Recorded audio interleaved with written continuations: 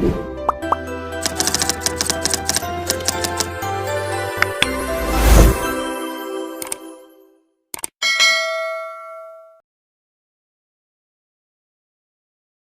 باللہ من الشیطان الرجیم، بسم اللہ الرحمن الرحیم۔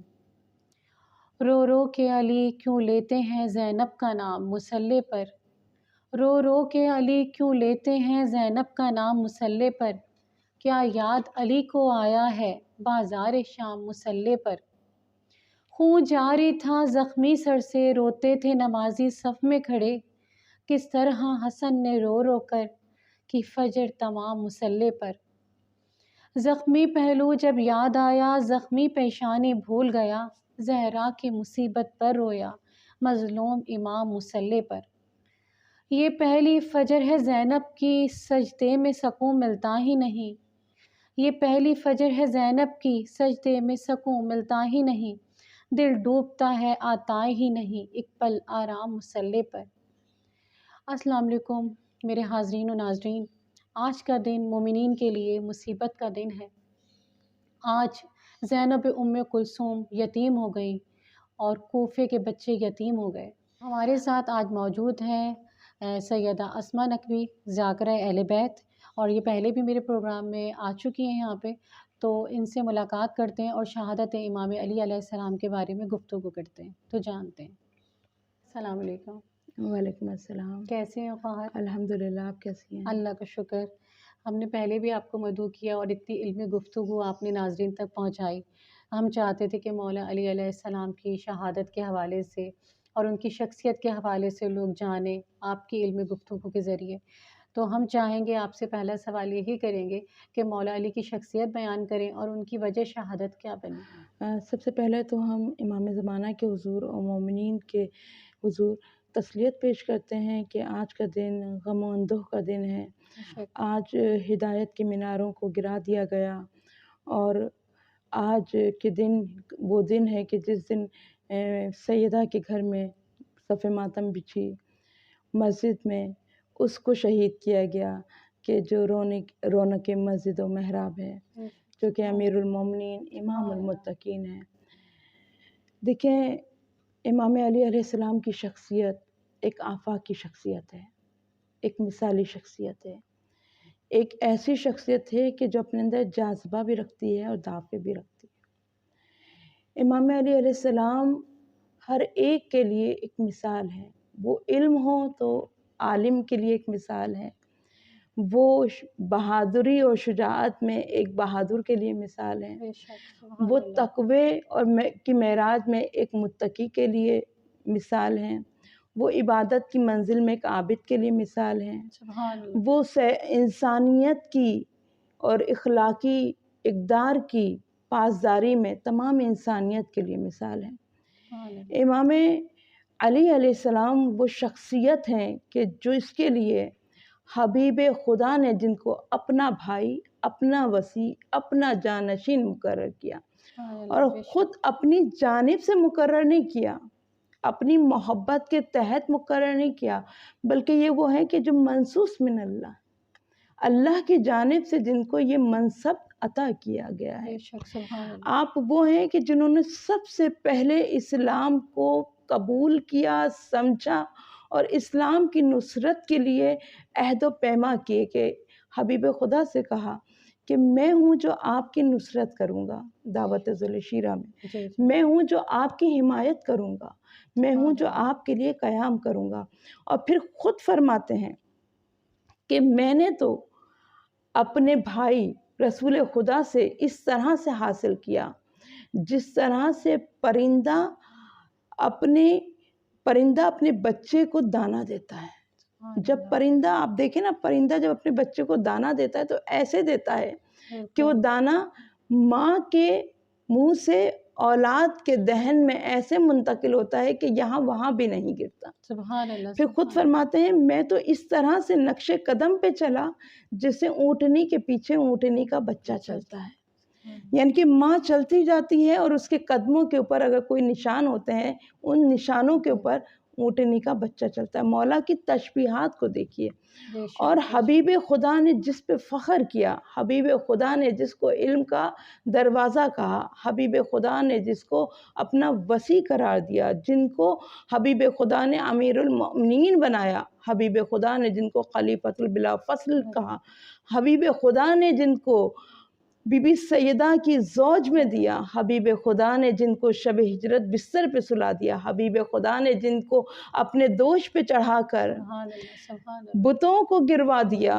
لات و عزا کو گرا دیا خانہ کعبہ میں، حبیب خدا نے جن کو وہ امانتیں سونپی جو حبیب خدا کے پاس تھیں، اور اپنے اس بستر پہ سلایا کہ جس بستر پہ جب وہ سو گئے تو مانند مثل حبیب خدا بن گئے، سبحان اللہ اور سبحان دشمن کو اللہ پتہ تک نہیں چلا۔ وہ جو فاتح بدر و حنین ہے، وہ جو فاتح خیبر و خندق ہے، وہ جو علم کا دروازہ ہے، بے شک اسے امیر المؤمنین کہتے ہیں۔ سبحان اللہ اور مولا علی کی وجہ شہادت تمام تاریخ کے کتب میں موجود ہے کہ مولا علی کی وجہ شہادت مولا علی کی عدالت ہے۔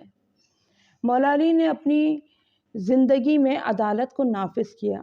عدالت یہ نہیں ہے کہ ہر ایک کو برابر برابر تقسیم کر دیا جائے، ہر ایک کو برابر نہیں، عدالت یہ ہے کہ جس کی جتنی ضرورت ہے، جس کا جتنا حق ہے، اس کو اتنا دیا جائے۔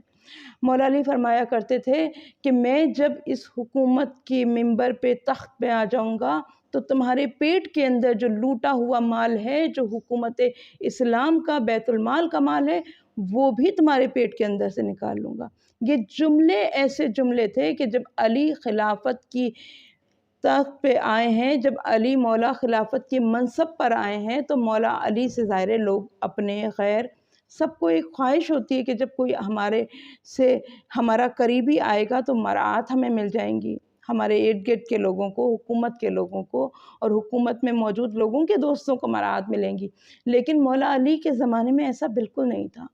حد تو یہ ہے کہ مولا علی کے بھائی حضرت عقیل نے جب مولا سے سوال کیا کہ میرا کیونکہ خانوادہ بڑا ہے اور مجھے بیت المال سے کم پیسے ملتے ہیں، میرا گزارا مشکل سے ہوتا ہے، تو مولا علی نے ان کو پیسے نہیں دیے۔ کچھ جگہوں پہ ملتا ہے کہ مولا علی نے ایک دہکتا ہوا انگارہ ان کے ہاتھ پہ رکھا اور کہا کہ عقیل کیا تم یہ چاہتے ہو کہ یہ دہکتا ہوا انگارہ تمہیں آج جو اتنا جلا رہا ہے، قیامت کے دن مجھے اس سے زیادہ بڑی آگ میں جلایا جائے گا۔ اسی طرح سے ایک دارمیہ ایک خاتون ہے جو کہ جنگ صفین میں کیا کرتی ہیں، جنگ صفین میں بہت اچھا رجس پڑھتی ہیں، لوگوں کو جو پلٹ کے جا رہے تھے ان کو بلاتی ہیں۔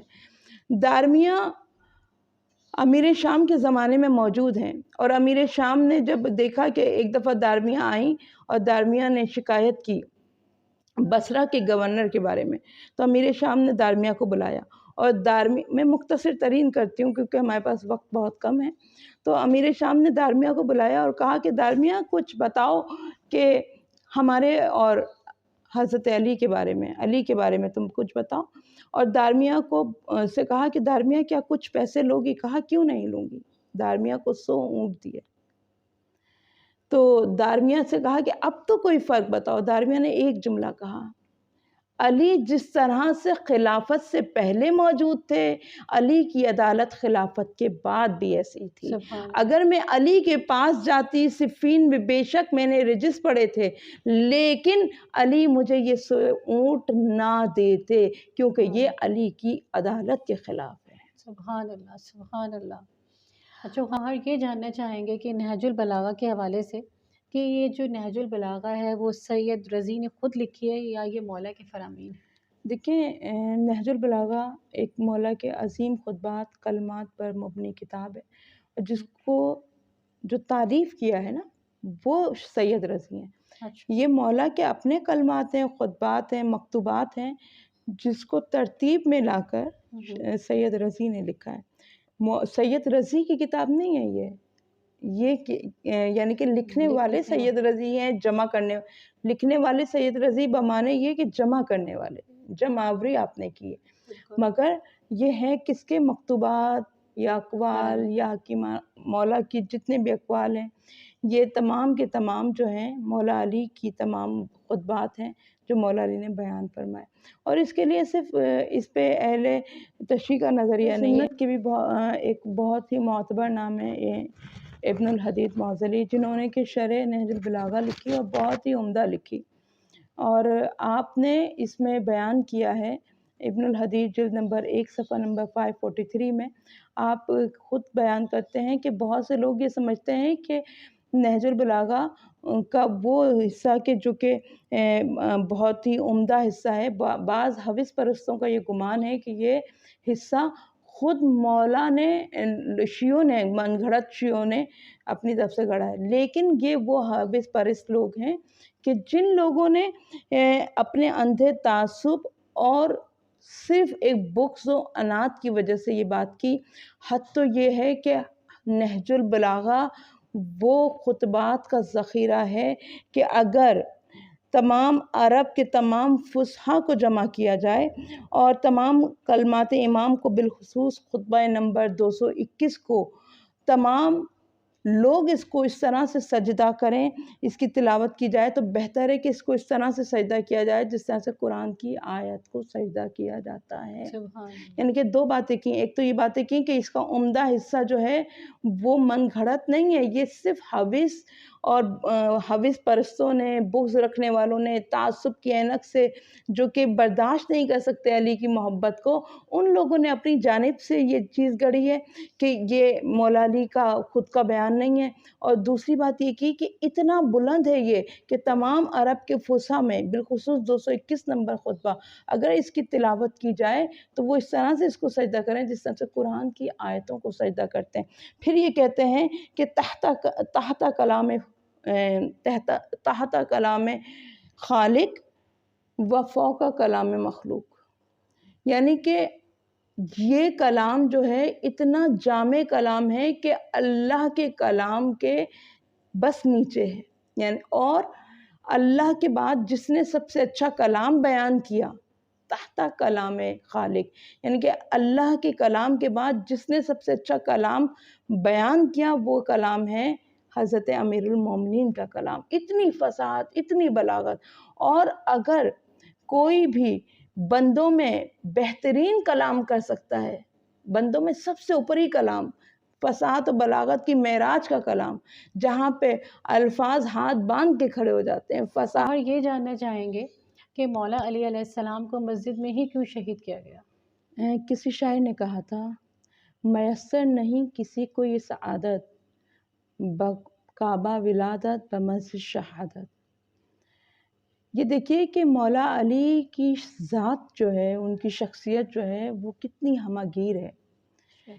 سب سے بڑی بات تو یہ کہ اس کو محدود کرنا بہت مشکل ہے، اور کسی ایک خاص گروہ میں کے لیے مخصوص کر دینا بھی بہت ہی حق تلفی ہے۔ وہ ایسی شخصیت ہے کہ جس کے لیے مسلمان کیا غیر مسلمانوں نے ریسرچ کی ہے۔ جس طرح سے بھی ہم نے عدالت پہ بات کی تھی، تو مولا علی کی عدالت پہ ایک جو لبنان کے جارج صاحب ہیں، انہوں نے، عیسائی ہیں یہ لکھنے والے، عدالت انسانی کے نام سے انہوں نے کتاب لکھی جس کا ترجمہ عدالت انسانی کے نام سے۔ تو بس ہم اس بات پہ آتے ہیں کہ مولا علی کی ذات اتنی بلند ہے۔ پہلے تو ان کی شہادت سے پہلے آپ یہ دیکھیے نا کہ مولا علی کی ولادت کہاں ہوئی ہے۔ سبحان اللہ، سبحان اللہ۔ پروردگار عالم نے کائنات کا سب سے محور جگہ، مرکز، کائنات کا محور و مرکز کیا ہے؟ کائنات کا اللہ، تمام رب العالمین ہے، بے شک پروردگار عالم کے حبیب خدا رحمت للعالمین ہے۔ تو عالم، تمام عالم ہے، عالم میں یہ تمام درخشاں ہیں، ستارے ہیں، یہ تمام گیلیکسیز ہیں، یہ سمندر ہیں، یہ دریا ہیں، یہ پہاڑ ہیں، یہ 7 آسمان ہیں، ان میں موجود رہنے والی تمام مخلوقات ہیں، زمین ہے، چاند ہے، سورج ہے، یہ تمام موجود ہیں۔ بے شک پروردگار عالم ان سب کا عالم ہے، سبحان اللہ۔ ان سب کا رب ہے، اور حبیب خدا ان سب کے لیے رحمت بن کے آئے ہیں۔ حبیب خدا کے وسیع کو پروردگار عالم نے کہاں پیدا کیا؟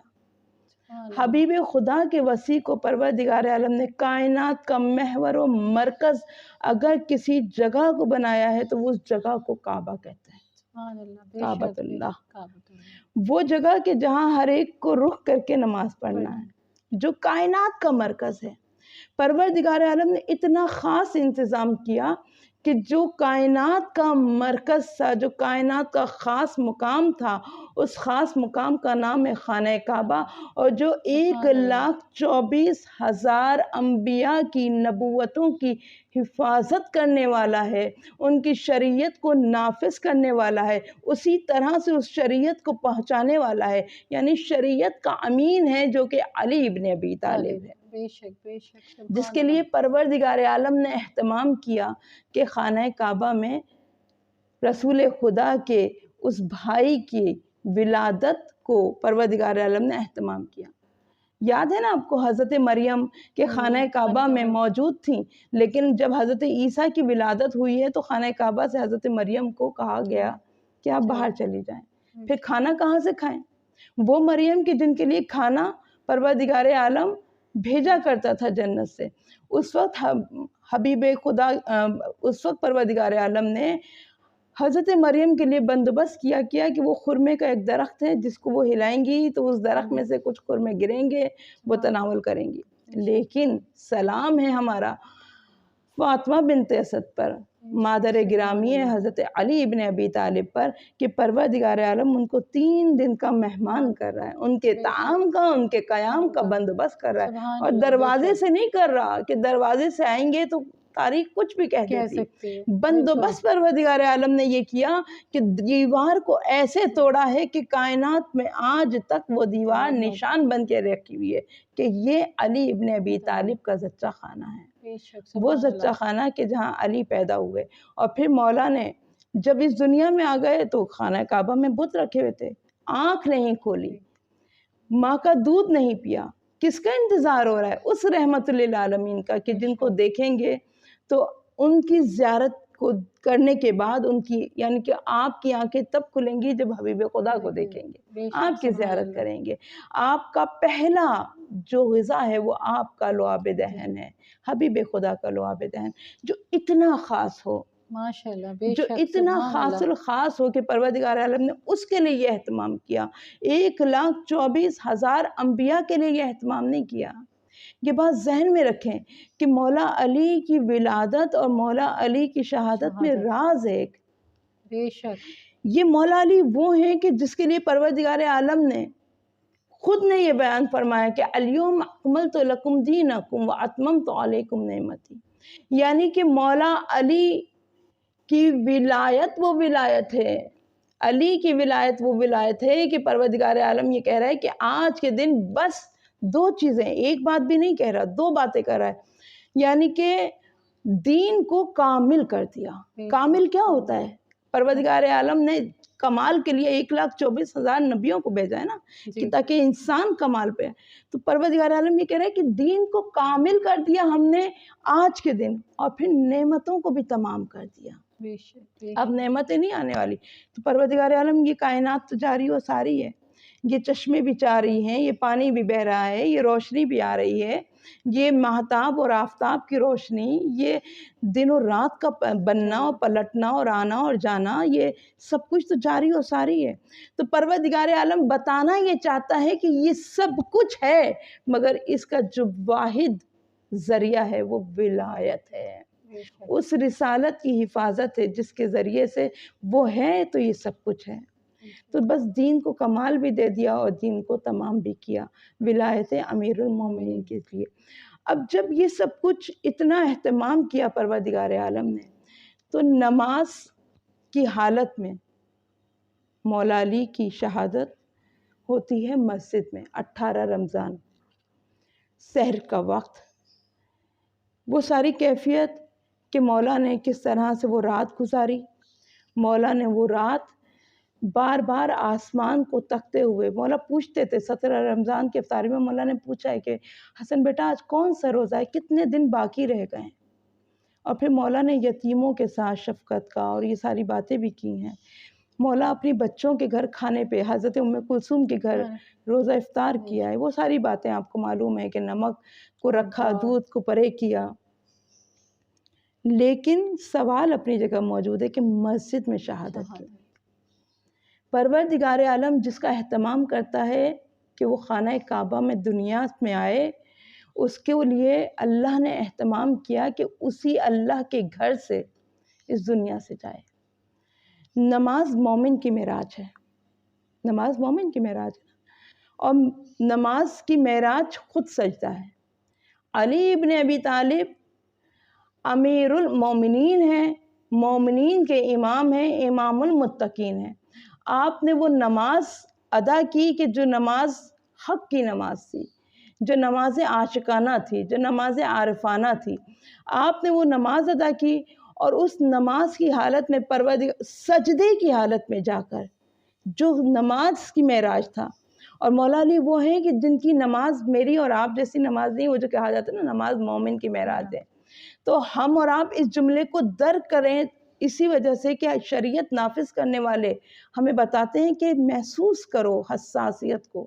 مولا علی اسی معراج کو حاصل کرنے کے لیے پروردگار عالم کی بارگاہ میں جاتے تھے۔ سب کو معلوم ہے کہ مولا علی نے بارگاہ عزی میں حالت رکوع میں زکوٰۃ دی تھی۔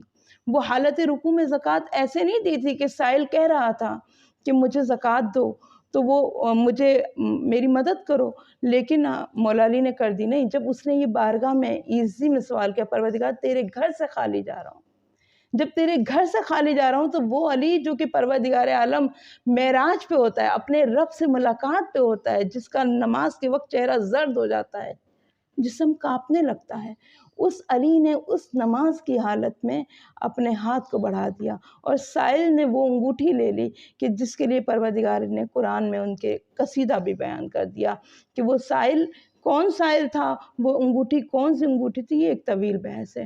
اور پھر مولا علی کی نماز دیکھیں، مولا علی کا ایک جنگ میں مولا علی کو تیر لگا، مولا علی کو تیر لگا، وہ تیر مولا علی کی ہڈی میں پیوست ہو گیا۔ کتنی تکلیف ہوئی، کہ اتنی تکلیف تھی کہ مولا علی عام حالت میں وہ تیر نکلوا نہیں سک رہے تھے۔ حبیب خدا نے کہا جب علی نماز کی حالت میں جائیں تب یہ تیر نکالنا، اور جب مولا علی سجدے میں گئے تھے تب میرے مولا کی اس تیر کو کھینچا گیا، اور مولا علی کو پتہ بھی نہیں چلا۔ کتنی گہری ملاقات تھی رب سے۔ اور اس سوال کا آخری جز جو کہ بہت طویل سوال ہے لیکن مختصر ترین کر کے، کہ دیکھیں مولا علی نے اس نماز کو بچانے کے لیے، وہ نماز جو ایک کیفیت ہے، وہ نماز جو اللہ کے حضور مولا علی نے ادا کی ہے، کوئی بھی ہر ایک جانتا تھا کہ مولا علی پہ اس طرح سے وار نہیں کر سکتا، دشمن جانتا تھا۔ ابن ملجم کو معلوم تھا کہ علی کو مارنا آسان نہیں ہے، علی پہ وار کرنا آسان نہیں ہے۔ کس طرح سے علی پہ وار کیا جا سکتا ہے، وہ فقط ایک ہی طریقہ تھا، وہ طریقہ تھا کہ جب علی مسجد میں جائیں، جب علی حالت نماز میں ہیں، اور کائنات میں دو سجدے ہمیں ایسے ملتے ہیں کہ جن دونوں سجدوں نے پوری کی پوری اسلام کی بقا کو سلامت رکھا۔ ایک وہ سجدہ جو مسجد کوفہ میں ادا ہوا، ایک وہ سجدہ جو کربلا میں ادا ہوا، جو اس جگہ پہ ادا ہوا کہ جہاں 3 دن کی بھوک و پیاس تھی، دونوں نے دین کو بچایا، دونوں نے اپنے رب کی ربوبیت کو سمجھایا کہ اسلام علی کے سجدے سے باقی رہتا ہے یا حسین کے سجدے سے باقی رہتا ہے۔ سبحان اللہ۔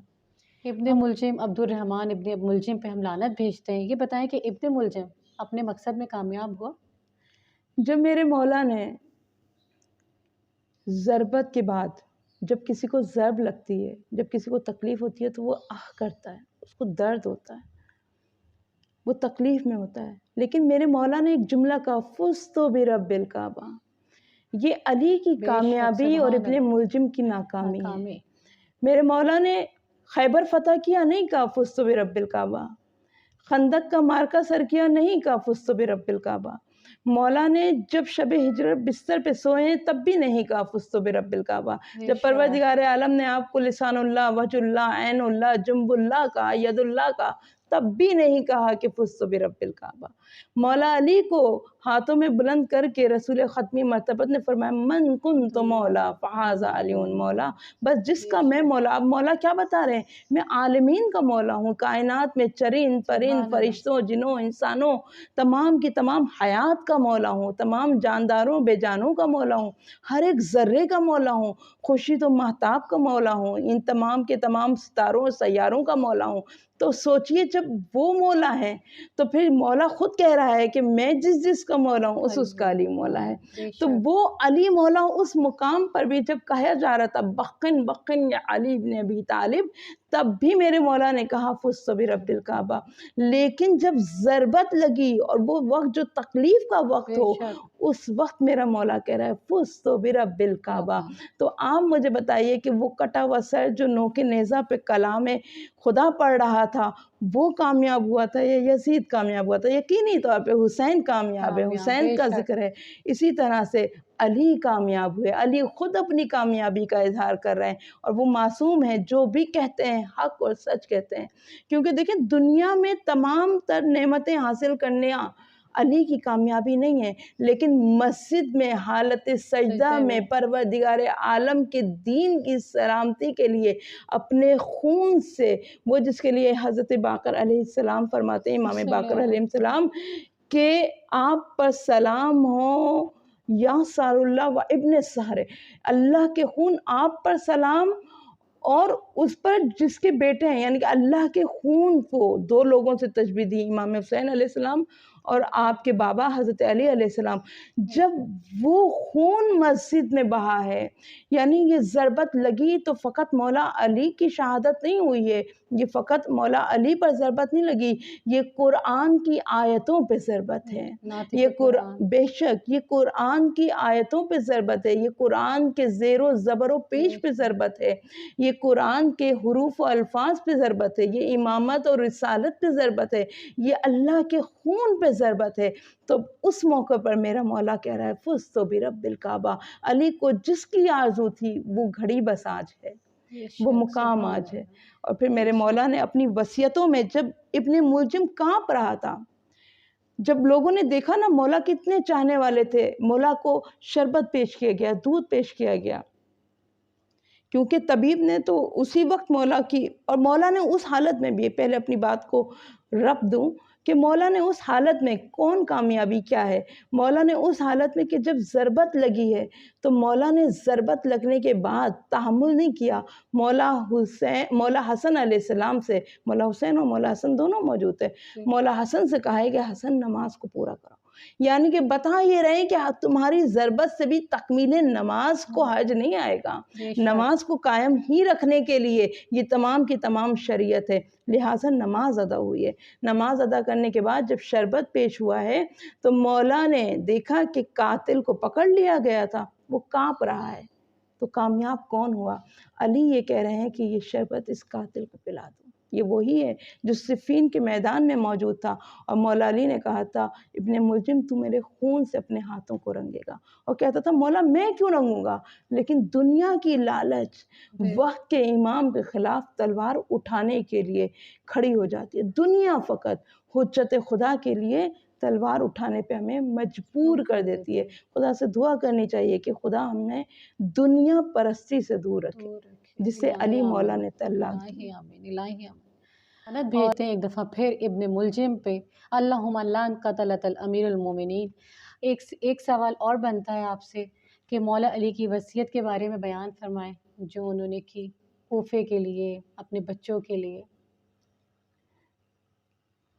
مولا علی علیہ السلام نے اس وقت کہ جب آپ کو ضربت لگ چکی تھی، تو اس وقت مولا علی جب اپنے گھر میں داخل ہوئے ہیں تو آپ نے، ظاہر ہے کہ مومن کی علامت ہے کہ وہ اپنی وصیت اپنے پاس رکھتا ہے، اور اس حالت میں مولا نے جو وصیتیں کی ہیں اس سے پتہ چلتا ہے کہ حجت خدا وہ ہے کہ جسے اپنی فکر نہیں ہوتی، اسے اپنے امور کی فکر ہوتی ہے، اپنے منصب پہ فائز جو اس کی ذمہ داریاں ہیں اس کی فکر ہوتی ہے۔ مولا فرماتے ہیں اوصیکم بی تقوی اللہ ہے، میں تمہیں تقوی کی کیا کرتا ہوں، وصیت کرتا ہوں۔ اور دیکھو اگر تمہارے طرف دنیا تمہاری طرف آنے لگے تو تم دنیا کی طرف مت چلے جانا۔ مولا فرماتے ہیں کہ اگر تمہارے ہاتھ سے دنیا نکلنے لگے تو پریشان مت ہونا۔ مولا فرماتے ہیں کہ دیکھو کبھی کسی مظلوم کا ساتھ دینا اور ظالم کے خلاف قیام کرنا۔ مولا فرماتے ہیں، مولا نے اس طرح کی وصیتیں کی ہیں کہ مولا ایک پوری کی پوری کائنات میں، یہ وصیتیں ڈاکومنٹس ہیں، اصل میں یہ وصیتیں کیا ہے کہ میرے اور آپ کے لیے نصیحتیں ہیں۔ مولا نے یہ ہمیں منظم کرنے کے لیے، ہمیں اپنی ذمہ داریوں کو سمجھنے کے لیے اپنے خانوادے کو وصیت کر رہے ہیں، نہ صرف اپنے خانوادے کو بلکہ خود مومنین کے لیے ہمارے لیے ایک ڈاکومنٹ کی صورت میں موجود ہے۔ مولا فرماتے ہیں دیکھو اپنے امور کو منظم کرنا، اپنے امور کو منظم کرو اور اپنے کاموں کو ترتیب دو۔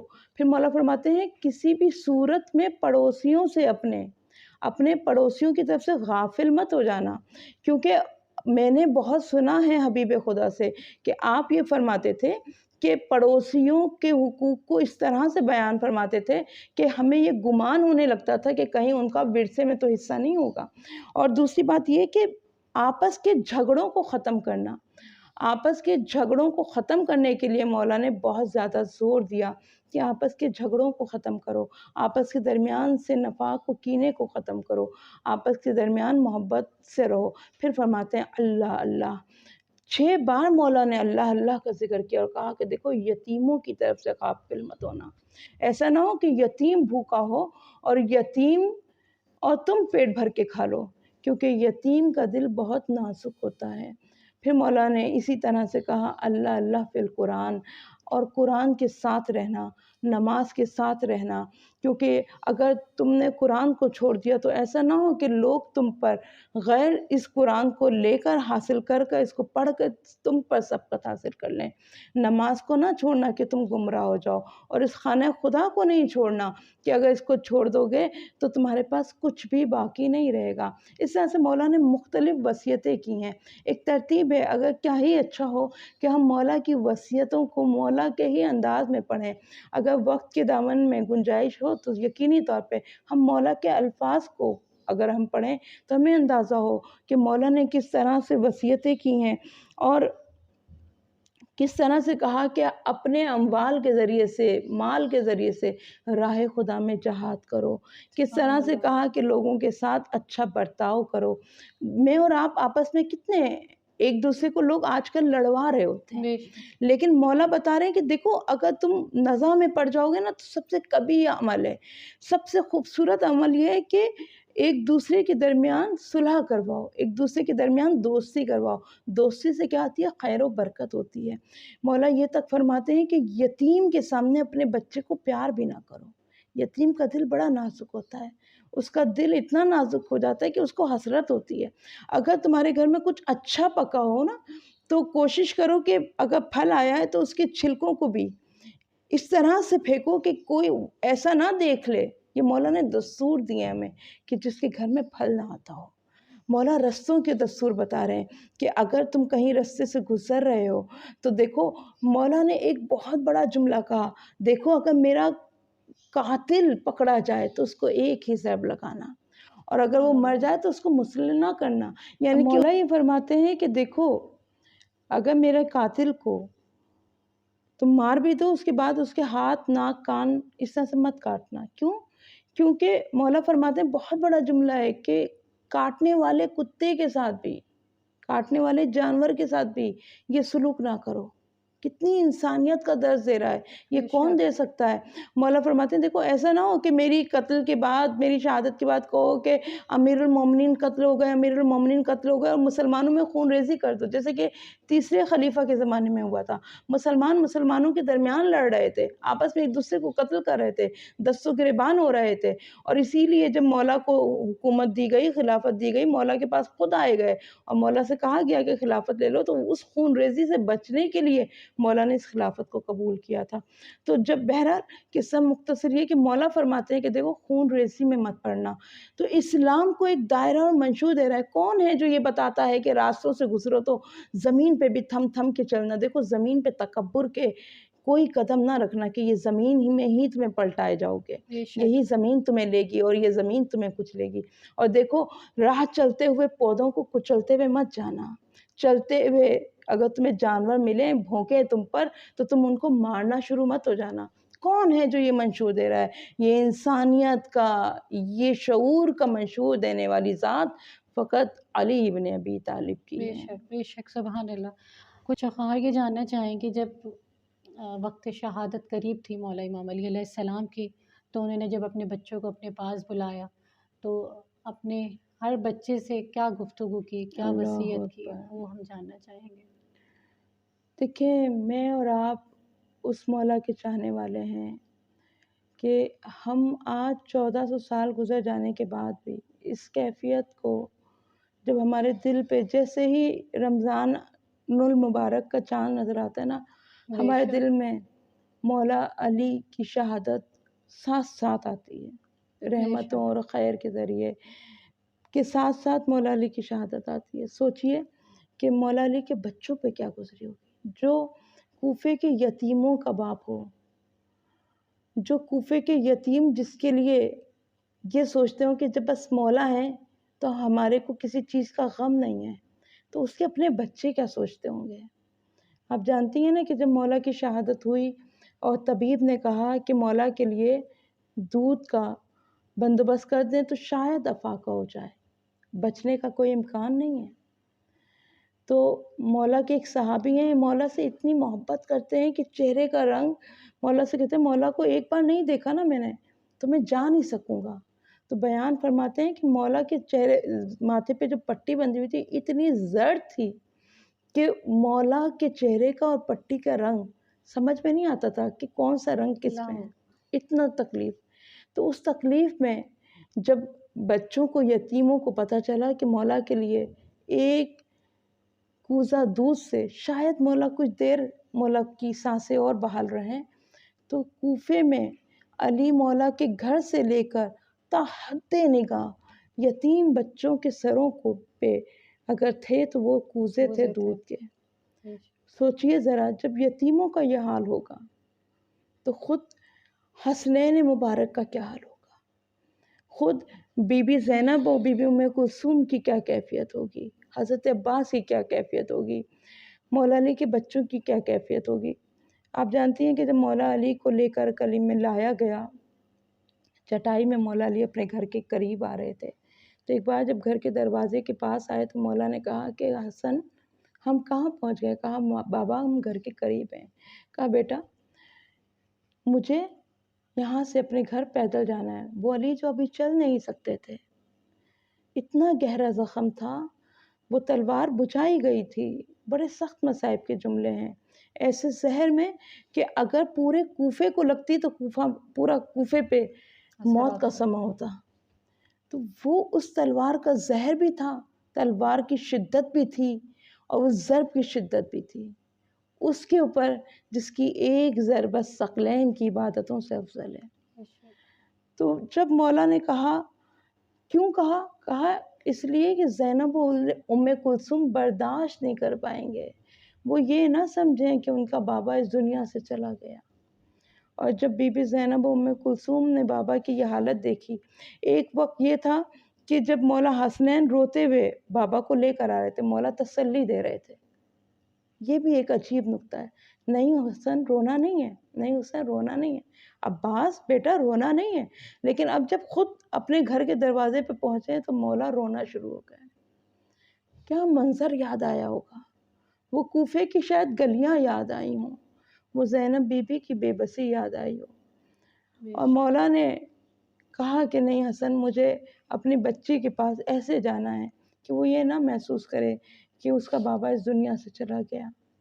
اور جب بی بی نے اپنے بابا کو اس کیفیت میں دیکھا تو بی بی کی کیفیت میں اور آپ محسوس کر سکتے ہیں کہ ایک بیٹی اپنے باپ سے کتنا، جس نے نانا رسول خدا کو دیکھا کہ گھر میں جنازہ رکھا رہا اور دفنانے والے مدینے میں موجود تھے، جس نے بی بی زہرا کو دیکھا کہ ماں کے اوپر در کو جلایا گیا، شکم میں حضرت محسن کی شہادت ہو گئی، بھائی کی شہادت، جس نے دیکھا کہ پہلو شکستہ ہو گیا، وہ بی بی اب یہ دیکھ رہی ہے کہ میرا بابا جو مشکل کشا ہے، میرا بابا جو کائنات کا مشکل کشا ہے کس کیفیت میں ہے، تو اس بی بی کی خود کی اپنی کیفیت کیا ہوگی، اس بی بی کی اپنا عالم کیا ہوگا، اور وہ مولا اپنی بچیوں کے لیے کہ جو اپنی بچیوں کتنا اہتمام کر رہے تھے کہ بی بی ام کلثوم کے پاس جا کے ایک دن افطار کی ہے، بی بی زینب کے پاس جا کے افطار کی. کیوں کر رہے تھے یہ اہتمام؟ اس لیے تاکہ بیٹیوں کے دل کو یہ ڈھارس ہو. میں اور آپ جیسی بیٹیاں اپنے بابا سے کتنی اٹیچ ہوتی ہیں. بابا ہماری زندگی ہوتے ہیں. تو وہ جو ثانیہ زہرا ہیں، یاد ہے نا وہ وقت کہ جب بی بی شام کے دربار میں پہنچی تھی، ان شرابیوں کے دربار میں بی بی دروازے پہ بیٹھ گئی تھی. وہ بی بی جو اتنی استقامت سے تمام شام کو سر کرتی ہوئی چلی گئی، شام کے دربار میں بیٹھ گئی دروازے پہ، چوکھٹ پہ. کیوں؟ کیونکہ سجاد مجھے بابا نے وصیت کی تھی کہ وہ وقت جو مشکل ہو اس میں اپنے بابا کو یاد کرنا، کائنات کا مشکل کشا تمہاری مشکل کشائی کو آئے گا. تو وہ وصیتیں، اب جب مولا نے یہ وصیتیں جو ابھی آپ کے سامنے ہم نے وصیتوں کا بیان کیا، یہ مولا حسن کو ہی وصیتیں کی تھیں. پورے راز امامت مولا حسن کو دی ہے. بیبیوں کی آنکھوں سے آنسو جاری ہیں، مولا حسنین گریہ کر رہے ہیں. عالم یہ ہے کہ خاندان زہرا شدید غم میں مبتلا ہے. اور جب مولا نے وصیت کر لی تو ایک بار بی بی ام البنین کے رونے کی آواز آئی. تو مولا نے بلایا کہ ام البنین کیا ہوا؟ کیا بتائے ام البنین کہ کیا ہوا؟ ام البنین کا والی و وارث اس دنیا سے جا رہا ہے. ایک غم یہ کہ والی و وارث جا رہا ہے، اور دوسرا غم کیا ہے کہ عباس ایک کونے میں رو رہے. کہا کہ آقا میرے عباس کا سوچ کے رو رہی ہوں کہ آپ نے سب کو مولا حسن کے حوالے کیا، عباس کو حسن مولا کے حوالے نہیں کیا. ایک بار کہا کہ دونوں کو بلاؤ، مولا حسین کو اور حضرت عباس کو. مولا حسین کے ہاتھ میں حضرت عباس کا ہاتھ دیا اور ایک جملہ کہا، عباس، حسین تمہارے بھائی نہیں ہیں، تمہارے مولا ہیں، تمہارے آقا ہیں. ہمیشہ خود کو ان کا غلام سمجھنا. کیفیت کو محسوس کریں، وہ وقت محسوس کریں کہ جب شب عاشور مولا نے بی بی سے رخصت کے لیے ماں کا کرتا مانگا، تو ایک بار بی بی نے جب ماں کے کرتے کو زیب دند کرایا نا اپنے بھائی کو، تو گلے کے بوسے لیے. کہا زینب کیا کر رہی ہو؟ کہا ماں کی وصیت کو پورا کر. 2.5 سال کی زینب کو مولا بی بی نے وصیت کی تھی کہ جب بھائی شہادت کے وقت جائے تو اس کے گلے کو بوسہ دینا. لیکن اب مولا نے بھی ایک جملہ کہا. کیا جملہ کہا؟ زینب ذرا اپنی چادر تو ہٹاؤ. اور جب چادر ہٹائی تو بی بی کے بازوؤں کے بوسے لیے. کہا بھیا آپ کیا کرتے ہیں؟ کہا زینب بابا نے وصیت کی تھی 21 رمضان کو کہ میری زینب کو وقت رخصت بازوؤں پہ ضرور بوسے دینا، اس لیے کہ یہی زینب ہوگی، یہی کوفہ ہوگا اور بازوؤں میں رسیاں ہوں گی. اس بی بی کی غموں کا کیا کہنا کہ جس کے گھر سے علی جیسا بابا گزر گیا ہو. اس بی بی کے غموں کا کیا مداوع جس کے گھر میں عید کے دن قریب ہیں، لیکن زہرا بی بی کے گھر میں سوگ علی ہے، غم علی ہے. ایک دفعہ شکر ادا کرتے ہیں اس پاک ذات کا کہ جس نے ہمیں جو ہے اس ذکر سے نوازا اور لوگوں نے اس ذکر کو سنا، کیونکہ یہ عبادت ہے. ایک دفعہ ہم آپ کا شکریہ ادا کریں گے. میں بھی آپ کی شکر گزار ہوں کہ اس عبادت میں آپ نے شریک کیا. پروردگار عالم ہماری کوتاہیوں کو ہم درگزر فرمائے. اور مولا علی کے اتنے فضائل ہیں جو کہ ہم بیان ہی نہ کر سکے، اور وقت کے دامن میں گنجائش کم تھی. سامعین، ہم نے پوری کوشش کی کہ ہم یہ ٹرانسمیشن رمضان کی اور مولا علی کے حوالے سے اس عنوان پہ بات کر سکیں، اور ہمارے پاس دامن وقت میں اتنی جگہ نہیں تھی، مگر ہم نے پوری کوشش کی اور ہماری ذاکرہ نے بہت علم گفتگو کی. تو انشاءاللہ پھر دوبارہ حاضر ہوں گے ایک نئے پروگرام کے ساتھ. جب تک کے لیے اللہ حافظ.